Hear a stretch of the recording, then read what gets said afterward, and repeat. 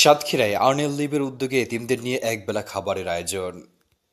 স্বেচ্ছাসেবী সংগঠন আর্নেল লিবের উদ্যোগে সাতক্ষীরা জেলার শ্যামনগর উপজেলার রমজাননগর ইউনিয়নের পাত্রাখোলা গ্রামের পাত্রাখোলা কারিমিয়া রাশিদিয়া এতিমখানা ও লিল্লাহি বোর্ডিংয়ের এতিম অসহায় ছাত্রদের মাঝে ভালো খাবারের আয়োজন করা হয়।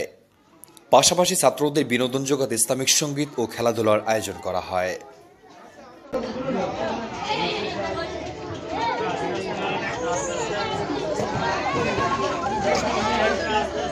মাদ্রাসা এতিম বাচ্চাদের মাঝে খাবার বিতরণ সমাজের একটি মানবিক ও প্রশংসনীয় উদ্যোগ।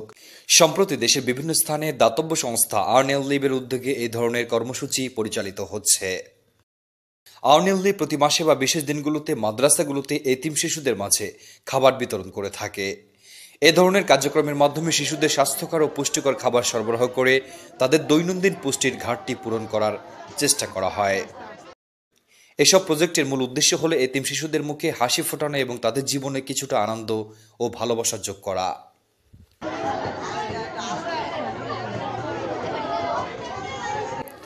এ ধরনের মানবিক উদ্যোগ শিশুদের মানসিক ও শারীরিক বিকাশে সহায়ক ভূমিকা পালন করে এবং সমাজের মানুষদের মধ্যে সচেতনতা বৃদ্ধিতেও সহায়তা করে।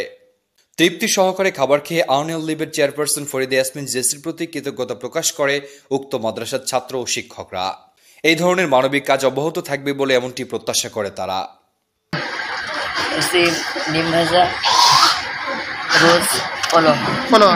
খাবারটা ভালো লাগছে না? জি, এমনও খাবারের আবারও আয়োজন চান নাকি?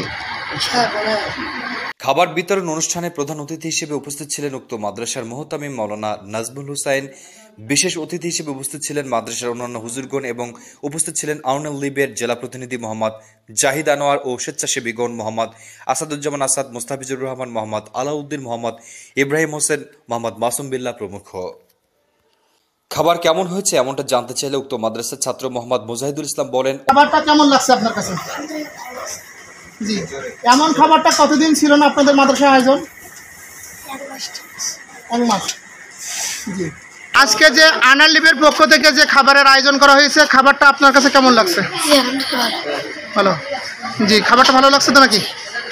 জি, আপনাদের মাদ্রাসায় এমন খাবারের আয়োজন কতদিন ছিল না? 2-3 মাস। 2-3 মাস।